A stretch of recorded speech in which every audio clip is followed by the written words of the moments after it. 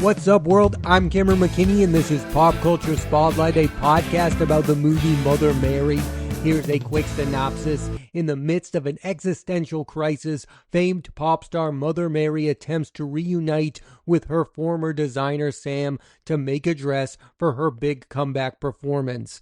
The film stars Anne Hathaway, Michaela, Coel, Hunter Schafer, and FKA Twigs. Standout performances. Not even 2 weeks ago on this podcast, I did an entire episode about Anne Hathaway's career, so go listen to that if you want to hear my thoughts on it. But for this specific podcast, I'm only going to focus on her acting in the film Mother Mary, where she's playing the titular pop star, and Anne Hathaway is the perfect choice because of how committed she is as a performer, and this role demands that she needed to sing and dance, and more importantly, she needed to feel like a star. I've heard some people say only star singers should play star singers in movies, and that's ridiculous. I want my favorite actors to test their abilities. The thing that I love about this is she is playing a fictional pop star who is obviously influenced by real life figures, possibly Lady Gaga, Sia, Madonna, amongst others, and movies like this in Vox Lux,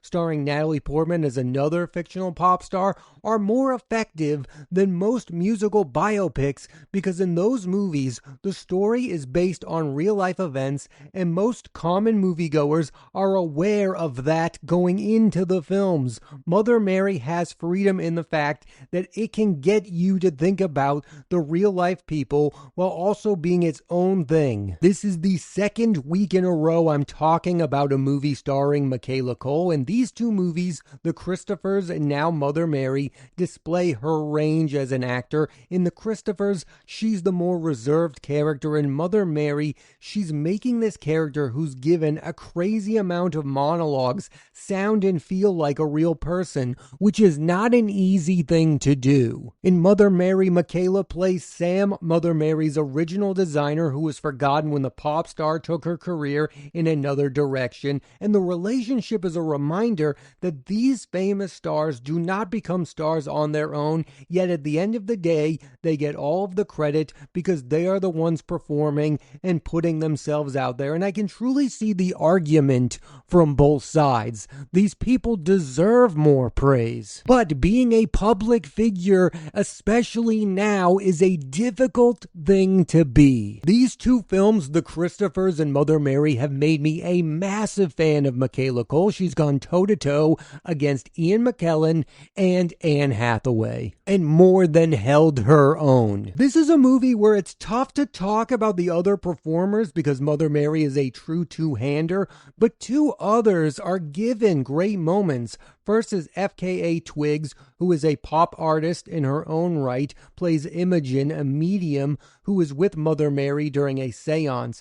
This is a scene you just need to experience. And then you have Euphoria star Hunter Schafer playing Hilda, Sam's assistant, who is so good during her final scene when Sam basically asks her to describe what she thinks Mother Mary's performance will be like at the end. She just perfectly fit the tone of the movie in that one scene. I've really liked Hunter Schafer in Euphoria and in other movies. I want her to be the lead of more movies. I watched Cuckoo. I thought it was a good movie. I can't wait for her Blade Runner series, Blade Runner 2099 with Michelle Yeoh. Hunter is just making wise choices when it comes to the directors she's working with in movies. I mean, David Lowery, Yorgos Lanthimos. It was just announced she's going to be in the next film from Tom Ford, a filmmaker I really like. This is a weird thing to say because most people want actors to do great subtle work, but Hunter Schafer is somebody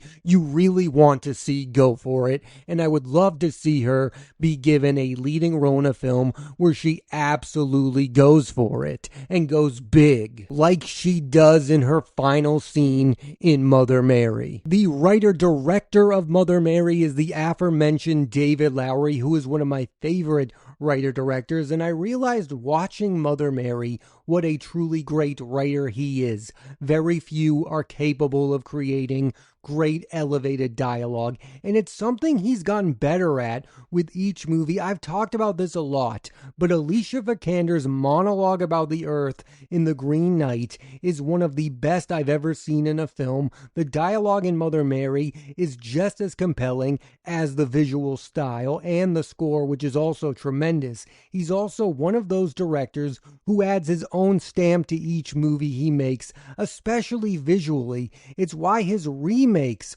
of the Disney classics, Pete's Dragon and Peter Pan, stand out. He's not Wes Anderson, where you can instantly tell it's made by him, but all of David Lowery's movies feel visually connected. This is something I've talked about a lot on this podcast, about how people talk about how the age of the movie star is coming to an end. That's why it's important that we elevate filmmakers. That's why Christopher Nolan is such a big deal, because he can sell a movie on his own. Robert Eggers is getting into that territory, and I feel like a guy like David Lowery is deserving of being one of those guys who should be given money to make whatever kind of movie he wants to make. And possibly why that's not currently happening is because fans and critics sometimes struggle with his movies because they are not straightforward. He's not a director who cares much for plot, and he doesn't make movies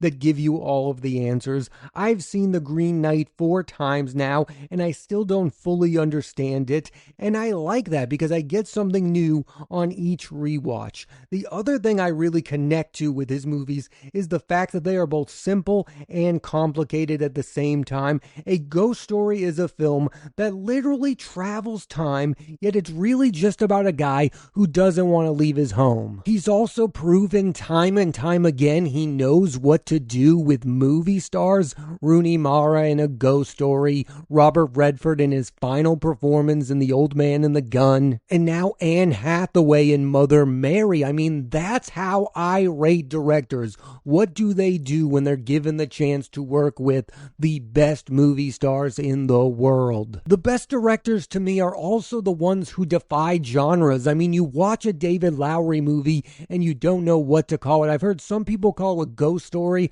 a horror film. It's unexplainable. You just need to experience the movie. The same can be said about The Green Knight. It is just a pure epic fantasy. And there's no difference with Mother Mary. You can't explain this movie to anybody.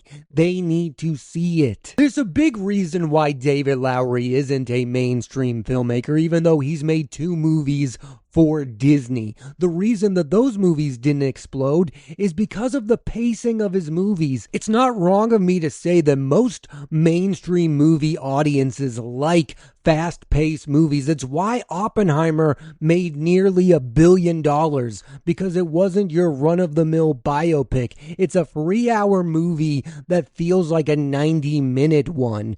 David Lowery's films are slow-paced. A Ghost Story, The Green Knight, and Mother Mary, those are slow-paced movies. They are slow burns. You need to pay attention to them to fully gain what they are going for. And he doesn't seem like a filmmaker that's going to change anytime soon, and he should be commended for that. He's picked his lane. He's going to make the kinds of movies he wants to make. I don't think he's trying to be mainstream. I mean, he worked on a Star Wars television series in The Skeleton Crew, but I don't see him becoming a franchise filmmaker anytime soon. And that's a good thing, because I'd much rather him make movies like Mother Mary. David Lowery is a big ideas filmmaker. He doesn't care about plot, and he certainly doesn't care about resolution. His movies' endings are not popcorn cinema, which is why, as of this moment,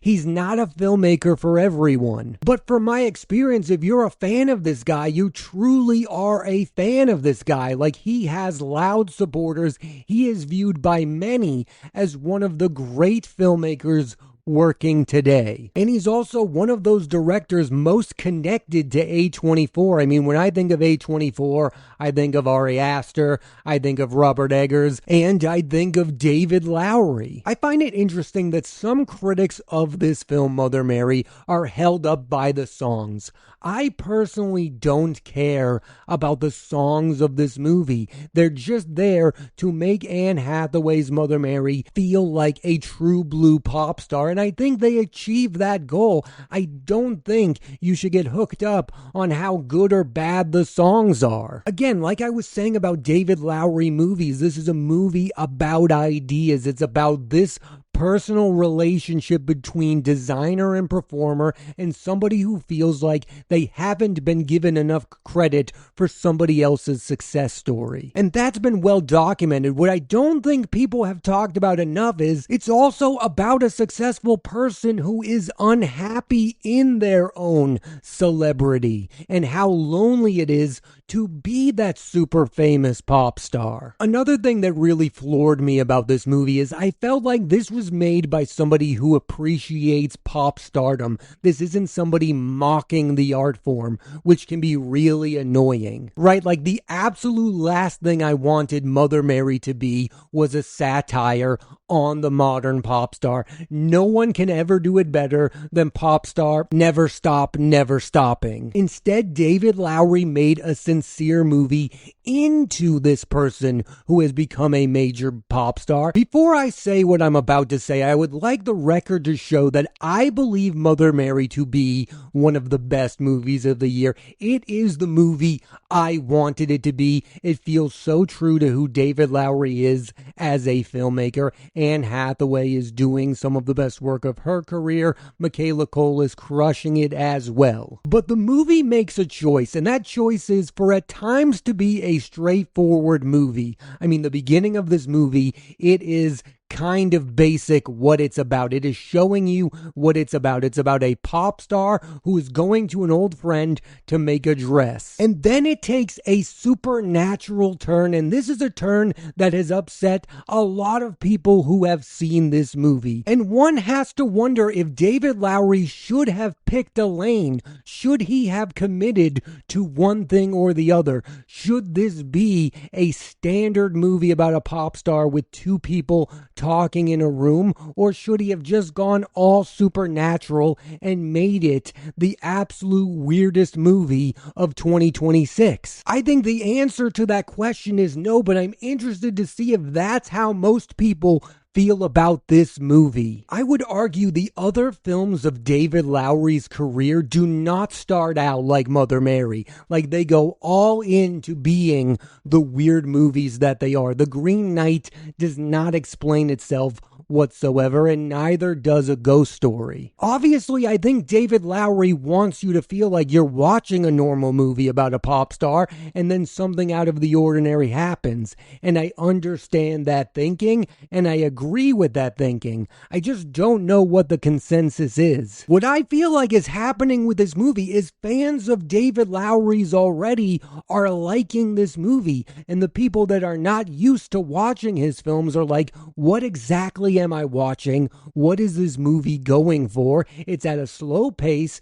it's boring, and I don't get the supernatural element whatsoever. I don't get how you could watch this movie and find it dull and boring. It's got that elevated dialogue that is super thrilling and entertaining. It has the pop star. It has the visuals. What do you want from a movie in 2026? It has a movie star in Anne Hathaway doing something she doesn't normally do. And there is a small part of me that's a little surprised that this isn't going to end up being the highest grossing film of David Lowery's career, because he's touching on a topic that everyone cares about: modern pop stars. I mean, all day long people are talking about Taylor Swift, they're talking about Sabrina Carpenter, and now here's a movie about a fictionalized version of those kinds of singers, and not that many people are seeing the film. Now granted, I felt the exact same way about Vox Lux. I was an early defender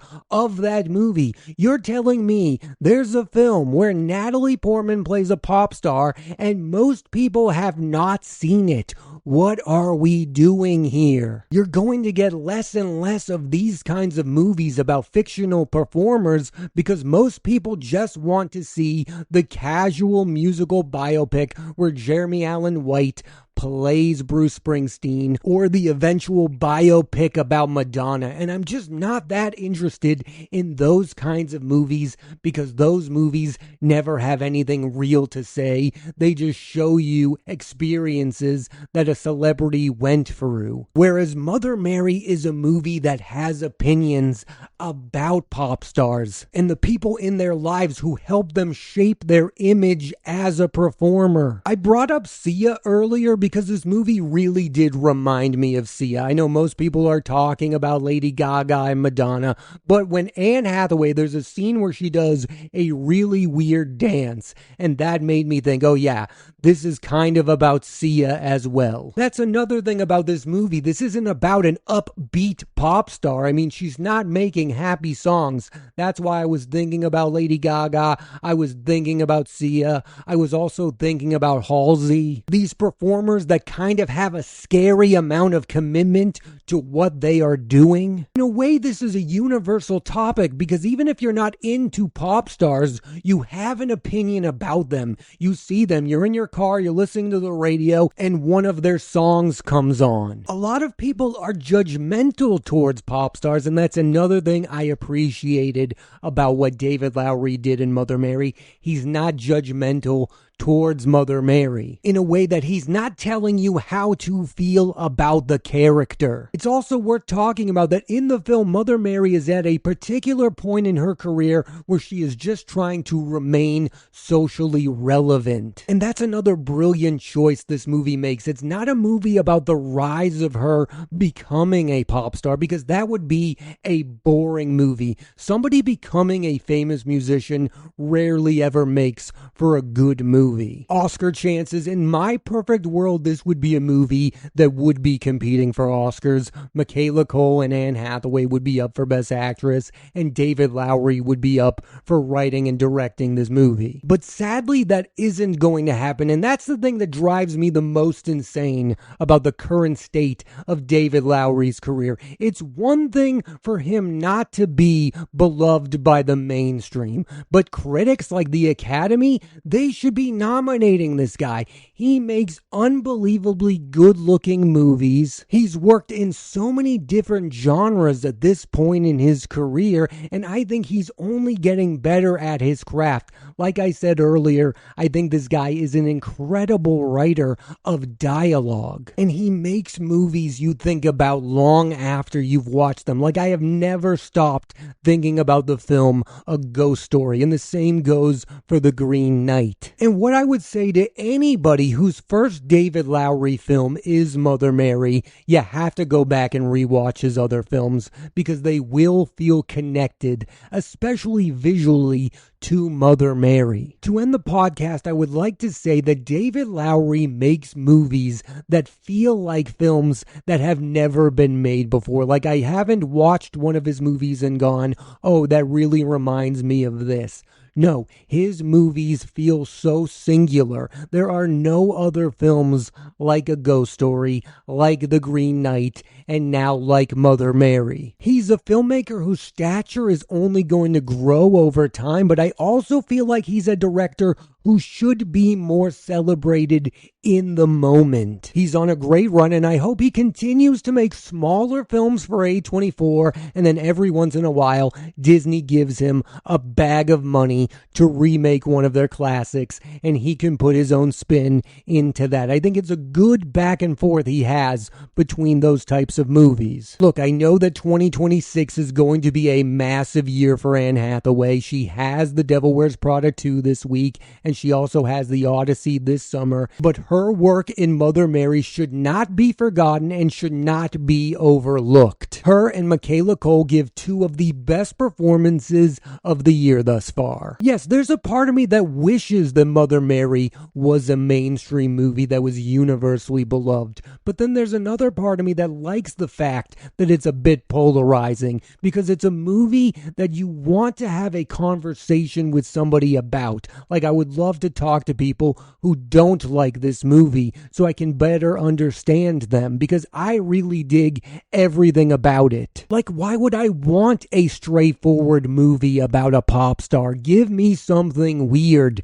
Give me Mother Mary. Thanks for listening to this edition of Pop Culture Spotlight. I'm Cameron McKinney, and there'll be a new episode of the podcast every Thursday on Apple Podcasts and Spotify. I highly recommend you check out Mother Mary. Next week on the podcast, I'm talking about Disney Pixar's Hoppers, starring Piper Curda, Bobby Moynihan, John Hamm, Dave Franco, and Meryl Streep. So tune into that, and please rate, review, and subscribe.